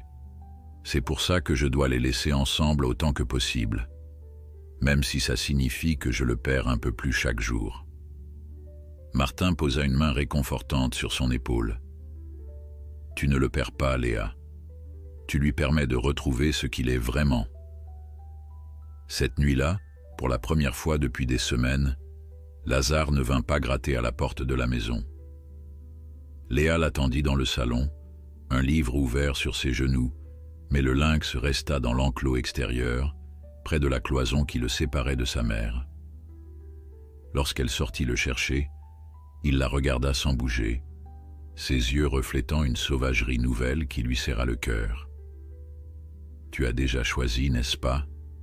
chuchota-t-elle en se tenant à distance, respectant sa décision silencieuse. Au bout de 2 semaines, Luna avait suffisamment récupéré pour que la question de la prochaine étape se pose sérieusement. Sa blessure cicatrisait proprement, sa force revenait progressivement et son instinct sauvage restait intact malgré la captivité temporaire. « Il est temps de penser à la phase finale », déclara Martin lors d'une réunion au centre avec Pierre et 2 autres biologistes spécialisés en réintroduction d'espèces sauvages. Un relâchement progressif serait l'idéal, suggéra l'un des spécialistes, une femme d'une 50aine d'années nommée Claire. Une période de transition dans un enclos en pleine forêt, puis une ouverture qui leur permettrait de partir quand ils se sentiraient prêts. L'avantage, ajouta Pierre, c'est que nous avons identifié une zone parfaite pour ça, à environ 20 km au nord-est, suffisamment loin des habitations pour minimiser les conflits, mais avec une population de proies abondante. Léa écoutait, acquiesçant machinalement aux propositions qui, professionnellement, étaient parfaitement logiques. C'était exactement le protocole qu'elle aurait elle-même recommandé pour n'importe quel autre animal réhabilité. Mais il ne s'agissait pas de n'importe quel animal, il s'agissait de Lazare. Léa, la voix de Martin la ramena à la réalité.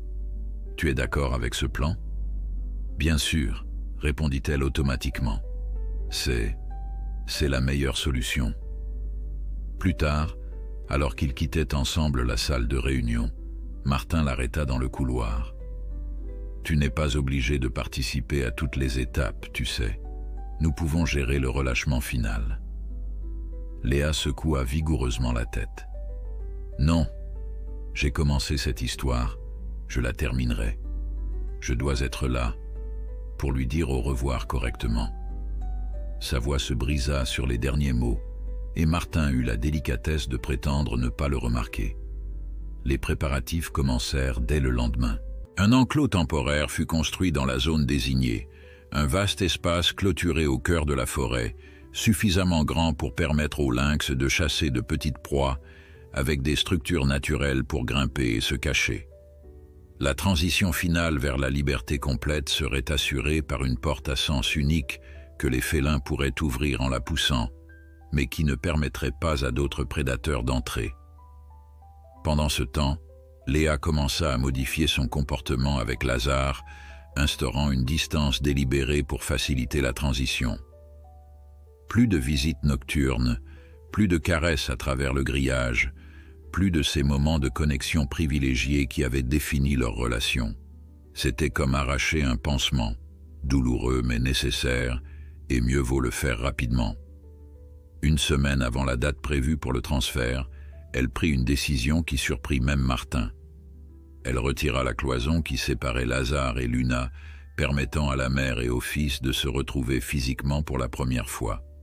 « Tu es sûr que c'est prudent ?» s'inquiéta-t-il. « Luna pourrait être territoriale, ou Lazare pourrait. »« Ils sont prêts », affirma Léa avec une assurance qu'elle ne ressentait qu'à moitié. « Et ils ont besoin de ce contact avant le grand saut. » Du haut de sa terrasse, caméra en main pour documenter l'interaction à des fins scientifiques, du moins c'était l'excuse qu'elle se donnait, elle observa la rencontre avec le cœur battant. Lazare fut le premier à franchir la frontière invisible qui avait séparé leurs espaces. Il s'avança prudemment, corps bas, queue légèrement redressée, un langage corporel félin exprimant à la fois respect et détermination. Luna l'attendait, immobile, majestueuse malgré sa récente blessure, ses yeux d'or fixés sur son fils, avec une intensité qui transcendait l'entendement humain. Quand ils furent face à face, séparés par quelques centimètres à peine, un moment de tension silencieuse s'installa. Puis Luna fit quelque chose qui prit Léa totalement au dépourvu. Elle s'allongea sur le côté, exposant sa gorge et son ventre dans un geste de vulnérabilité absolue. « Mon Dieu !» souffla Léa, comprenant la portée de ce qu'elle venait de voir. Elle lui montre qu'il est accepté, qu'il fait partie de sa famille. Lazare s'approcha davantage et, avec une délicatesse surprenante, pressa sa tête contre celle de sa mère. Puis les deux lynx commencèrent à se frotter l'un contre l'autre, échangeant des odeurs, renforçant leur lien familial. Les larmes coulaient librement sur les joues de Léa, alors qu'elle immortalisait ce moment sur sa caméra. C'était beau, parfait, exactement ce qu'elle avait espéré pour Lazare, et pourtant chaque seconde de cette réunion réussie était comme un coup de poignard dans son cœur. Cette nuit-là, incapable de dormir, elle sortit s'asseoir sur sa terrasse. La lune pleine baignait le jardin et l'enclos d'une lumière argentée presque irréelle.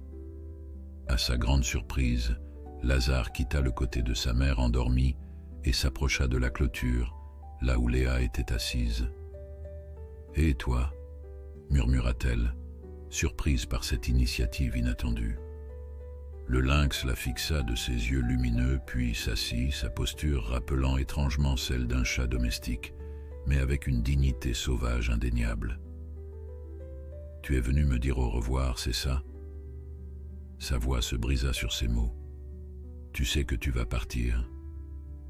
Comme s'il comprenait parfaitement, Lazare émit un petit son, ni un miaulement, ni un grognement, quelque chose d'unique qu'il n'avait jamais produit auparavant.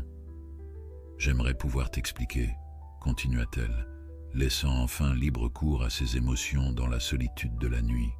« J'aimerais que tu comprennes que je ne t'abandonne pas, que je fais ça parce que c'est ce qu'il y a de mieux pour toi, parce que tu mérites d'être libre, d'être avec ta mère, de vivre la vie pour laquelle tu es né. » Lazare resta immobile, ses yeux ne quittant jamais les siens. « Tu m'as sauvé autant que je t'ai sauvé, tu sais, » avoua-t-elle doucement. « Avant toi, j'étais tellement enfermé dans les protocoles, les règles, la science froide.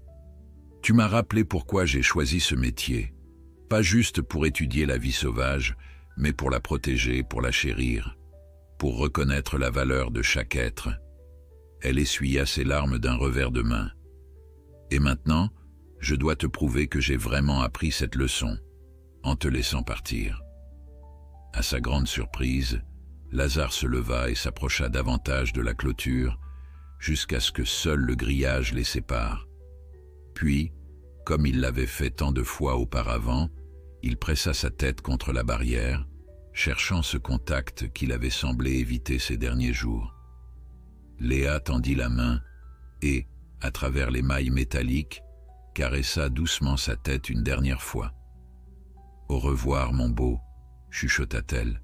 « Sois heureux, sois libre. » Le jour du transfert arriva, accompagné d'un ciel d'une clarté parfaite et d'une brise légère qui portait les promesses du printemps. L'équipe était réduite au minimum, Martin, Pierre, Léa et un vétérinaire de terrain pour superviser la sédation temporaire nécessaire au transport. Léa avait insisté pour que l'opération soit aussi peu traumatisante que possible. Ils ont déjà assez souffert à cause des humains, avait-elle argumenté. Ce dernier contact doit être empreint de respect. Les deux lynx furent tranquillisés avec des doses calculées au milligramme près, juste assez pour assurer un transport sans stress. Léa resta près de Lazare pendant tout le processus, lui parlant doucement même lorsqu'il ne pouvait plus l'entendre. « C'est bientôt fini », promettait-elle. « Plus de cage, plus de soins, plus d'humains.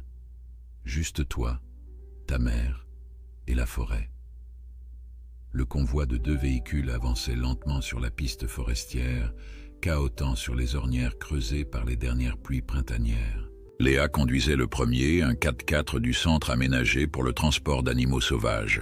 À l'arrière, dans des cages de transport spéciales, Lazare et Luna dormaient paisiblement, leur respiration régulière contrôlée régulièrement par le vétérinaire assis à côté d'elle. « Leurs signes vitaux sont parfaits », annonça-t-il après un énième contrôle.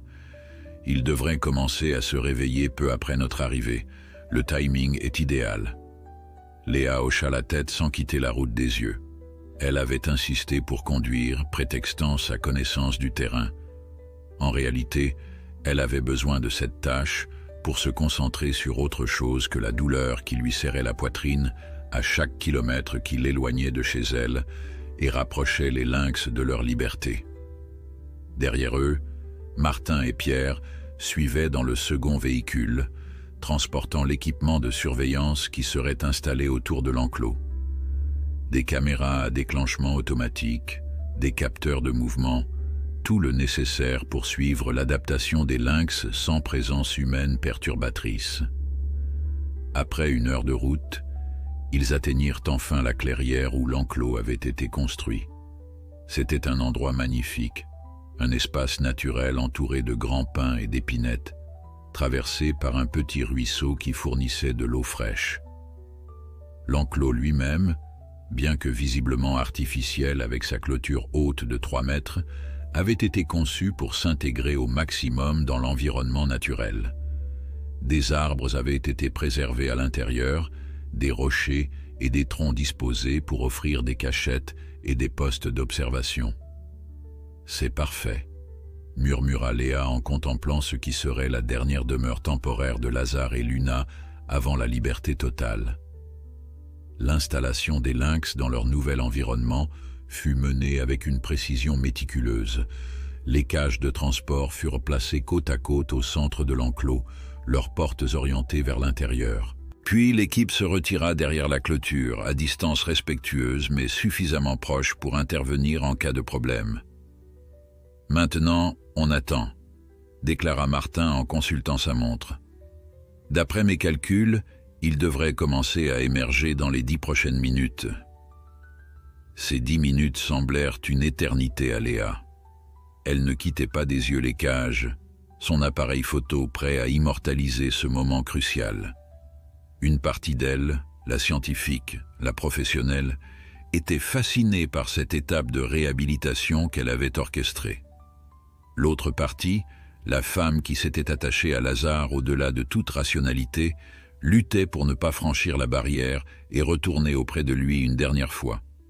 Le premier mouvement vint de la cage de Luna. Un léger tressaillement, puis la tête de la femelle lynx apparut à l'ouverture, ses yeux encore un peu voilés par la sédation mais déjà alertes, analysant ce nouvel environnement inconnu. « Elle est magnifique », chuchota Pierre, exprimant tout haut ce que chacun pensait. Luna sortit complètement, s'étirant avec la grâce innée des félins. Puis elle s'immobilisa, tous ses sens en éveil, captant les odeurs, les sons, la texture du sol sous ses pattes. Pour elle, chaque nouvel environnement représentait potentiellement une menace ou une opportunité. Lazare émergea quelques minutes plus tard, plus hésitant que sa mère.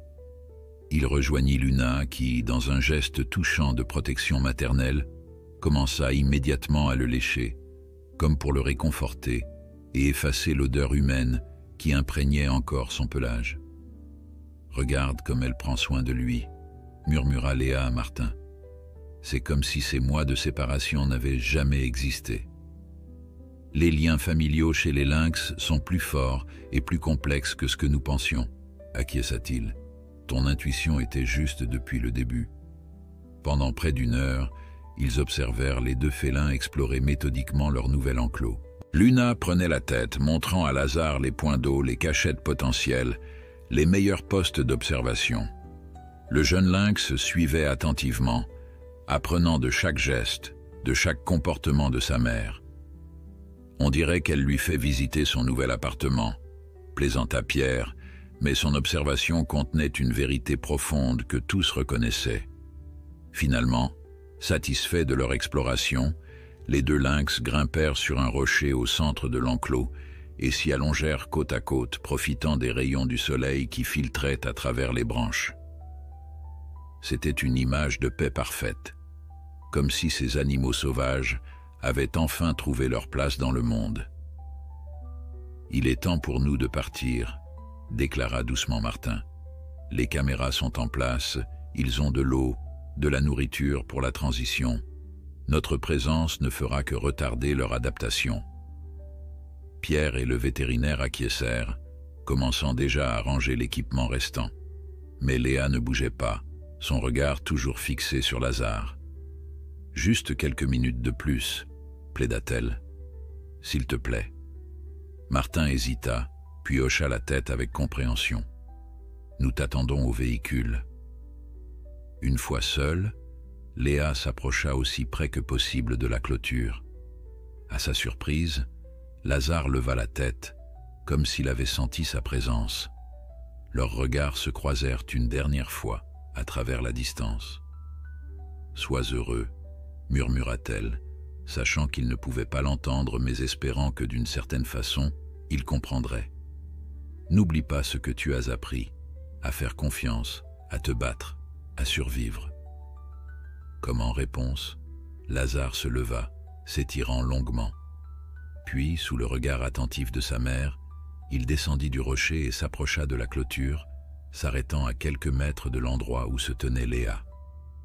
Le temps sembla se suspendre dans cet échange silencieux. Puis Lazare fit quelque chose d'inattendu. Il s'assit exactement comme il le faisait dans l'enclos chez Léa et inclina légèrement la tête sur le côté, dans ce geste si caractéristique qu'elle lui avait toujours trouvé attachant. Les larmes coulèrent librement sur les joues de Léa. « Au revoir, mon beau », chuchota-t-elle. « Merci pour tout. » Puis, rassemblant tout son courage, elle se détourna et marcha vers les véhicules sans se retourner, chaque pas lui demandant un effort surhumain. Les jours qui suivirent furent à la fois intenses et étrangement vides pour Léa. Elle s'était plongée dans l'analyse des données recueillies par les caméras de surveillance, passant des heures à observer les moindres faits et gestes des deux lynx dans leur enclos transitoire. Les nouvelles étaient excellentes d'un point de vue professionnel. Luna et Lazare s'adaptaient parfaitement, chassant les petits rongeurs qui s'aventuraient dans l'enclos, raffinant leur technique, renforçant leurs liens. La mère continuait d'enseigner à son fils, et ce dernier montrait une capacité d'apprentissage remarquable. « Ils sont prêts », déclara Martin après une semaine de surveillance. « Je pense que nous pouvons procéder à l'ouverture de la porte à sens unique dès demain. » Léa hocha la tête, sachant qu'il avait raison. C'était l'étape finale du protocole. Ouvrir la voie vers la liberté totale, tout en maintenant un refuge sécurisé le temps que les lynx se sentent prêts à s'aventurer définitivement dans la forêt. Cette nuit-là, elle ne dormit pas, revivant chaque moment passé avec Lazare, depuis ce jour glacial de février où elle l'avait trouvé mourant sous les branches tombées, jusqu'à leur dernier regard échangé à travers la clôture. Au petit matin, elle accompagna Martin et Pierre jusqu'à l'enclos. Ils avaient décidé d'ouvrir la porte à distance via un mécanisme télécommandé pour éviter toute perturbation liée à la présence humaine. Cachés dans un affût à une centaine de mètres, ils observèrent les lynx qui se reposaient près du ruisseau, inconscients du changement imminent qui allait s'opérer dans leur vie. « Prête ?» demanda doucement Martin, le doigt sur la télécommande. Léa prit une profonde inspiration. « Prête ?» Un léger clic, puis le bruit à peine perceptible du mécanisme qui s'actionnait. La porte à sens unique, située dans un coin discret de l'enclos, s'ouvrit silencieusement. Les lynx ne réagirent pas immédiatement. Ce fut Luna qui remarqua le changement en premier, ses oreilles pivotant vers la source du bruit subtil. Elle se leva, alerte, et s'approcha prudemment de cette nouvelle ouverture dans leur territoire. Lazare la suivit, curieux mais prudent, imitant la démarche circonspecte de sa mère. Pendant de longues minutes, Luna examina la porte, passant sa tête à l'extérieur puis la retirant, analysant les odeurs, les sons, évaluant les dangers potentiels. Puis, dans un mouvement fluide et décidé, elle franchit complètement le seuil, disparaissant brièvement de leur vue avant de réapparaître quelques mètres plus loin, à l'extérieur de l'enclos. Lazare hésita, regardant alternativement sa mère et l'intérieur sécurisé de l'enclos. Léa retint son souffle, son cœur battant à tout rompre. « Vas-y », encouragea-t-elle en silence. « Tu peux le faire. » Comme s'il avait entendu son encouragement mental, Lazare prit sa décision. D'un bond gracieux, il franchit à son tour la porte et rejoignit sa mère dans le monde sauvage. Luna le salua d'un petit coup de tête, puis ensemble, côte à côte, ils s'enfoncèrent dans la forêt, leurs silhouettes tachetées se fondant progressivement dans l'ombre des grands arbres, jusqu'à disparaître complètement. « Ils sont libres », murmura Pierre, exprimant tout haut ce que chacun ressentait. Léa essuya les larmes qui coulaient sur ses joues. « Oui », dit-elle simplement, « ils sont enfin libres. » Le retour à la normalité fut plus difficile que Léa ne l'avait imaginé. Sa maison, autrefois animée par la présence discrète mais constante de Lazare, semblait désespérément vide. L'enclos extérieur, maintenant inutile, restait comme un rappel silencieux de ce qu'elle avait perdu. Plusieurs fois, elle songea à le démonter, mais quelque chose l'en empêchait toujours. Peut-être l'espoir irrationnel que ce n'était pas vraiment fini, que cette histoire avait encore des pages à écrire. Les nuits étaient les plus difficiles. Elle se réveillait parfois en sursaut, croyant entendre le léger grattement à la porte qui annonçait autrefois la visite nocturne du lynx. Ces moments où la réalité de l'absence la frappait à nouveau étaient comme de petites morts répétées. « Tu dois te donner du temps », lui conseilla Martin lors d'un café qu'ils partageaient au centre, 2 semaines après la libération des lynx. « Ce que tu as vécu avec Lazare était unique. On ne s'en remet pas en quelques jours. »« Je sais », soupira Léa, « et je ne regrette rien. C'était la bonne décision. C'est juste que... » Elle chercha ses mots, frustrée par l'incapacité du langage humain à exprimer l'ampleur de ce qu'elle ressentait. « Tu as créé un lien que la science n'explique pas entièrement, » compléta doucement Martin. « Et maintenant, tu fais ton deuil. » Deuil. Le mot semblait inapproprié. Lazare n'était pas mort après tout. Il vivait pleinement, librement, comme il était destiné à le faire. Et pourtant la perte était réelle, presque physique, comme un membre fantôme qui continuerait à faire mal longtemps après l'amputation. Pour combler ce vide, Léa se plongea dans le travail. Les données recueillies par les caméras de surveillance autour de l'enclos transitoire et dans un rayon de plusieurs kilomètres offraient une mine d'informations précieuses sur le comportement des lynx réintroduits. Elle passait des heures à analyser chaque séquence, chaque image, cherchant la confirmation que Lazare et Luna s'adaptaient bien à leur nouvelle vie. Les nouvelles étaient encourageantes. Les lynx s'étaient établis dans un territoire à environ 3 kilomètres de l'enclos, une zone riche en petits gibiers et suffisamment éloignée des habitations humaines pour minimiser les risques de conflit. Luna avait repris ses habitudes de chasse avec une efficacité impressionnante et Lazare, bien que moins expérimenté, montrait des progrès remarquables. « Regarde ça !» s'enthousiasma Léa en montrant une séquence à Martin. Il a attrapé ce lièvre tout seul, avec la technique exacte que Luna lui a enseignée la semaine dernière. La transmission de savoir chez les félins sauvages, commenta Martin, impressionné. C'est un sujet qui mériterait une publication scientifique. L'idée fit son chemin dans l'esprit de Léa.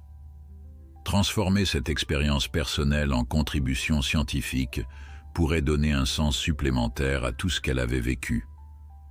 Elle commença à compiler ses observations, ses notes, les données méticuleusement recueillies depuis le premier jour.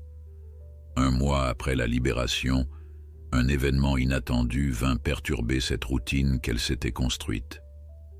Pierre l'appela un matin, sa voix trahissant une certaine urgence. « Léa, je crois que nous avons un problème. » Un des agriculteurs près de la zone de réintroduction a signalé des traces de lynx près de ses poulaillers. Son cœur se serra immédiatement. Luna et Lazare? Impossible à dire avec certitude, mais la zone correspond à leur territoire. J'ai pensé que tu voudrais venir voir par toi-même avant que la situation ne dégénère. 1 heure plus tard, Léa se trouvait sur la propriété de Jean Moreau, un agriculteur d'une 60aine d'années dont la ferme se situait à la lisière ouest de la forêt où les lynx avaient été relâchés. Contrairement à Bouchard, Moreau avait la réputation d'être respectueux de l'environnement et généralement tolérant envers la faune sauvage. « Je n'ai rien contre ces animaux », expliqua-t-il en montrant les empreintes fraîches dans la boue près de son poulailler. « Mais je ne peux pas me permettre de perdre mes poules. C'est mon gagne-pain. » Léa s'accroupit pour examiner les traces. Son cœur battait la chamade, elle aurait reconnu ses empreintes entre mille. La taille, la forme légèrement asymétrique de la patte arrière gauche, c'était Lazare, sans aucun doute possible. « Ce sont bien des traces de lynx », confirma-t-elle en se redressant. « Mais ils n'ont pas attaqué vos poules, n'est-ce pas ?»« Pas encore », admit Moreau. « Mais ils rôdent. C'est juste une question de temps. » Pierre, qui les avait rejoints, intervint. « Nous pouvons installer des mesures de protection supplémentaires autour de votre poulailler. Des clôtures électrifiées, des lumières à détection de mouvement. »« Aux frais de qui ?»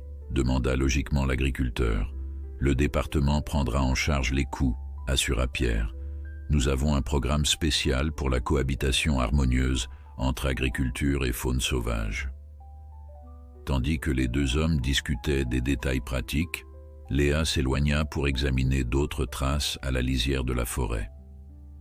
Son esprit bouillonnait de questions. Pourquoi Lazare s'approchait-il des habitations humaines? Luna lui avait sûrement enseigné à éviter ces zones dangereuses. À moins que... Une pensée troublante s'imposa à elle. Et si Lazare ne cherchait pas de la nourriture, mais elle? Et si, d'une certaine façon, il tentait de retrouver cette humaine qui avait été son point d'ancrage pendant sa convalescence? L'idée était à la fois réconfortante et déchirante. Réconfortante, parce qu'elle suggérait que leur lien persistait au-delà de la séparation. Déchirante, parce que ce comportement mettait Lazare en danger. « Léa », la voix de Pierre l'attira de ses réflexions. « Tu as trouvé quelque chose ?»« Des traces fraîches, » répondit-elle en désignant les empreintes. « D'hier soir, probablement. » Monsieur Moreau est d'accord pour les mesures de protection. Je vais faire venir une équipe dès demain. « Bien. » Elle se redressa, une détermination nouvelle dans le regard. « Et je vais installer des caméras supplémentaires dans ce secteur. Nous devons comprendre exactement ce qui se passe. » Dans les jours qui suivirent, Léa consacra toute son énergie à cette nouvelle mission. Elle installa un réseau de caméras autour de la propriété de Moreau et dans la forêt adjacente, créant un maillage serré qui devrait capturer les moindres mouvements des lynx dans la zone. Les résultats ne se firent pas attendre. 3 nuits après l'installation, les caméras captèrent des images qui confirmèrent ses soupçons. Lazare, seul, s'approchant prudemment de la lisière de la forêt, s'arrêtant à la frontière entre le monde sauvage et le monde humain, comme hésitant sur le seuil d'une porte invisible. « Il est confus », expliqua-t-elle à Martin en lui montrant les séquences. « Une partie de lui est pleinement sauvage maintenant, mais une autre partie se souvient encore de moi, de la sécurité que je représentais. C'est un problème pour sa survie à long terme, nota Martin avec une inquiétude sincère. S'il commence à associer les humains à la sécurité plutôt qu'au danger, il pourrait s'exposer à des risques considérables. » Léa savait qu'il avait raison. Malgré l'arrestation de Bouchard, tous les humains n'étaient pas aussi bienveillants envers les prédateurs sauvages. D'autres pourraient voir Lazare comme une menace, surtout s'il s'approchait trop près des fermes ou des maisons. Cette nuit-là, incapable de dormir, elle prit une décision radicale. Si Lazare ne pouvait pas l'oublier, peut-être devait-elle l'aider en lui rappelant pourquoi il devait rester loin des humains. Le lendemain matin, elle se rendit seule dans la forêt, à l'endroit exact où les caméras avaient capturé Lazare la nuit précédente. Elle savait que c'était risqué, peut-être même insensé, mais son instinct lui disait que c'était la seule solution. Elle attendit pendant des heures, immobile, silencieuse, laissant son odeur imprégner les lieux. Le soleil commençait à décliner quand elle perçut un léger mouvement dans les fourrés à une vingtaine de mètres, puis un éclair de pelage tacheté, et soudain, il était là. Lazare se tenait à la lisière de la clairière, parfaitement immobile, ses yeux dorés fixés sur elle avec une intensité qui lui coupa le souffle. Il avait changé en quelques semaines, plus musclé, plus assuré, sa démarche entièrement celle d'un prédateur sauvage. Mais ses yeux étaient les mêmes. « Bonjour, toi », murmura-t-elle, luttant contre l'envie irrésistible de s'approcher, de le toucher une dernière fois. Le lynx inclina légèrement la tête, ce geste si caractéristique qui avait toujours fait fondre son cœur. Puis il s'avança d'un pas, puis d'un autre, réduisant la distance entre eux avec une prudence calculée. Léa savait ce qu'elle devait faire, même si chaque fibre de son être protestait contre cette nécessité. Lentement, délibérément, elle se leva et recula. « Non, Lazare, » dit-elle fermement, « tu ne peux pas revenir. Ta place est ici, dans la forêt, avec ta mère, avec ta vraie famille. » Le lynx s'immobilisa, visiblement surpris par ce changement d'attitude. « Je t'aime, » continua-t-elle, sa voix se brisant sur ces mots. « Et c'est précisément pour ça que je dois te repousser, pour te protéger. » Puis, rassemblant tout son courage, elle fit ce qui lui semblait impossible quelques instants plus tôt. Elle agita les bras, frappa dans ses mains et cria « Va-t'en, retourne dans la forêt. » Lazare recula, choqué par cette démonstration soudaine d'hostilité de la part de cette humaine qu'il associait à la sécurité et au réconfort. « Va-t'en » répéta Léa, chaque mot lui déchirant le cœur. Après un dernier regard qui sembla transpercer son âme, Lazare fit demi-tour et s'enfonça dans la forêt, disparaissant parmi les ombres grandissantes du crépuscule. Léa s'effondra à genoux, secouée de sanglots incontrôlables. Elle venait de briser leur lien de la façon la plus brutale qui soit, mais c'était le dernier cadeau qu'elle pouvait lui offrir. La peur salutaire des humains, cette peur qui le maintiendrait en vie dans un monde où sa beauté faisait de lui une cible. C'était fini, vraiment fini cette fois. Et malgré la douleur déchirante, elle savait au plus profond d'elle-même que c'était la bonne décision. Un an s'était écoulé depuis cette confrontation déchirante dans la forêt. Un an pendant lequel les saisons avaient défilé, transformant le paysage, changeant les rythmes de la nature, guérissant progressivement les blessures du cœur. Léa se tenait maintenant sur cette même colline qui surplombait la vallée où Lazare et Luna avaient établi leur territoire. L'automne teintait les feuilles de rouge et d'or, créant un tableau flamboyant sous le soleil de fin d'après-midi. À ses côtés, Martin observait silencieusement le paysage à travers ses jumelles. « Tu les vois ?» demanda-t-elle doucement, bien qu'elle connaisse déjà la réponse. « Pas aujourd'hui », répondit-il en abaissant les jumelles. « Mais les dernières images des caméras sont excellentes. La femelle, Luna, est en pleine forme. Et les petits ?» Un sourire se dessina sur le visage de Martin. Tous les trois semblent en parfaite santé, joueurs et curieux, comme tous les jeunes lynx. Léa hocha la tête, savourant cette confirmation de ce qu'elle savait déjà. 6 mois plus tôt, les caméras de surveillance avaient capturé des images qui avaient bouleversé toute l'équipe. Luna, son ventre visiblement arrondi, accompagnée de Lazare qui semblait avoir parfaitement adopté son rôle de mâle adulte. La nature avait suivi son cours et la petite famille s'était agrandie au printemps avec la naissance de 3 chatons. « J'aimerais les voir juste une fois », murmura-t-elle, plus pour elle-même que pour Martin. « Tu sais que c'est mieux ainsi », répondit-il doucement. « Ta présence pourrait réveiller des souvenirs chez Lazare, et maintenant qu'il a une famille à protéger. Je sais. » Elle sourit malgré la pointe de nostalgie qui ne l'avait jamais complètement quittée. C'est juste un souhait irrationnel. Ils restèrent encore quelques minutes en silence, contemplant ce territoire sauvage qui abritait désormais une famille de lynx roux, une petite victoire dans la grande bataille pour la préservation des espèces. « Ton article a été accepté, au fait », annonça Martin alors qu'ils redescendaient vers leur véhicule. « Félicitations, docteur Tremblay. » Léa sourit à la mention de son nouveau titre. Sa thèse sur la réhabilitation et la réintroduction des félins sauvages, basée en grande partie sur l'expérience avec Lazare et Luna, lui avait valu son doctorat quelques mois plus tôt. L'article dont parlait Martin, une analyse approfondie des méthodes de réintroduction intégrant les liens familiaux dans le protocole, avait été soumis à l'une des plus prestigieuses revues scientifiques du domaine. « Merci. J'espère que ça changera certaines pratiques. »« Ça les changera, » affirma Martin avec conviction. « Ton approche a déjà des échos dans plusieurs centres de réhabilitation à travers le pays. Cette histoire a touché plus de gens que tu ne le penses. » Ce n'était pas exagéré. L'histoire de Lazare, relayée initialement par quelques médias locaux, avait progressivement gagné une audience nationale. La dimension émotionnelle de cette réhabilitation réussie, combinée aux images saisissantes capturées par les caméras, avait sensibilisé le public à la cause de la protection des prédateurs sauvages.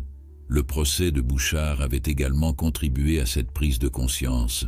Condamné à une lourde amende et à une peine de prison avec sursis, le braconnier était devenu malgré lui le symbole d'une attitude que la société ne tolérait plus.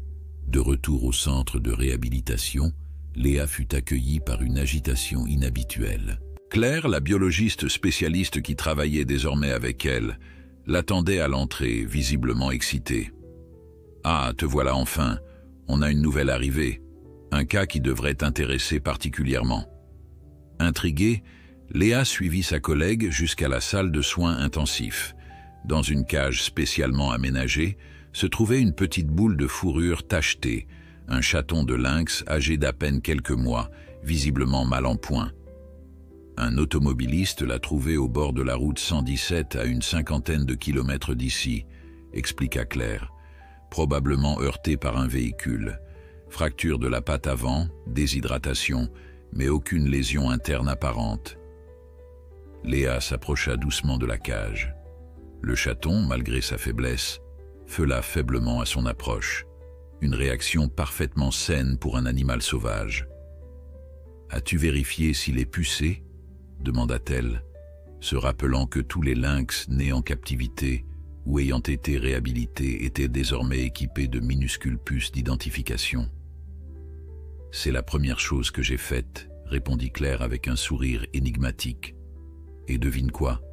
Il est pucé, né dans la nature, mais d'une mère qui a été en captivité. » Le cœur de Léa s'accéléra. « Luna ?» Claire hocha la tête. « Les données correspondent.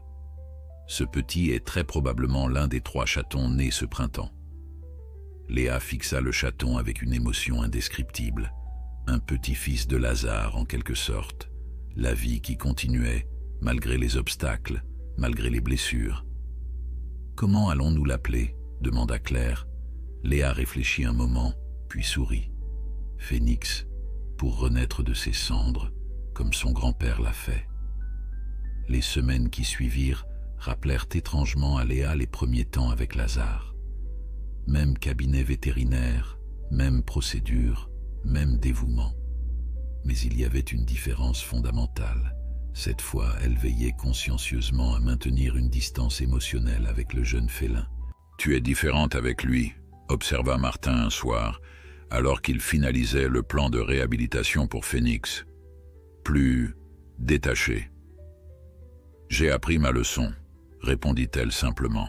« L'attachement que j'ai développé avec Lazare était spécial, unique, mais ce n'était pas nécessairement ce qu'il y avait de mieux pour lui. Tu as des regrets ?» Elle réfléchit sérieusement à la question. « Non, pas de regrets. Lazare a changé ma vie, ma vision du monde, ma carrière même. Mais Phénix mérite sa propre histoire, et celle-ci inclut un retour à sa famille dès que possible. » Le plan était clair. Une réhabilitation rapide, focalisée sur le maintien des instincts sauvages, puis une réintroduction dans la même zone où vivaient Luna, Lazare et le reste de la famille. Si tout se passait bien, le jeune lynx retrouverait les siens avant la fin de l'hiver. Un soir de décembre, alors que la neige tombait doucement à l'extérieur, Léa s'attarda dans la salle où Phénix récupérait. Le jeune lynx avait fait des progrès remarquables. Sa patte, maintenant libérée du plâtre, retrouvait progressivement sa force et sa mobilité. Son comportement restait parfaitement sauvage, méfiant, territorial, indépendant. « Tu vas bientôt rentrer chez toi », lui dit-elle doucement, maintenant la distance de sécurité qui préservait cette sauvagerie essentielle. « Tu vas retrouver ta mère, tes frères et sœurs, et tu rencontreras Lazare. » À la mention de ce nom qui avait tant compté dans sa vie, Léa sentit une émotion familière monter en elle. Non plus la douleur aiguë de la perte, mais quelque chose de plus doux, de plus paisible, la gratitude pour ce qui avait été, l'acceptation de ce qui était. Ce soir-là, en rentrant chez elle, Léa s'arrêta devant l'enclos extérieur qu'elle avait finalement décidé de conserver. Non pas comme un mémorial à sa relation avec Lazare, mais comme un rappel de la mission qui était désormais le cœur de sa vie, créer des ponts temporaires entre le monde humain et le monde sauvage, pour que des créatures blessées puissent retrouver leur place dans le grand cycle de la nature. Au printemps, Phénix fut relâché exactement là où Lazare et Luna avaient retrouvé leur liberté 2 ans plus tôt. Comme eux, il hésita à la porte de l'enclos transitoire, évaluant ce monde extérieur plein de dangers et de promesses. Puis, avec la grâce inhérente à son espèce, il bondit vers la forêt et disparut parmi les arbres. Les caméras de surveillance capturèrent à la suite des images qui, bien que floues et brèves, racontaient une histoire de retrouvailles. Luna, accompagnée de ses 2 autres petits devenus presque adultes, accueillant ce fils perdu et retrouvé.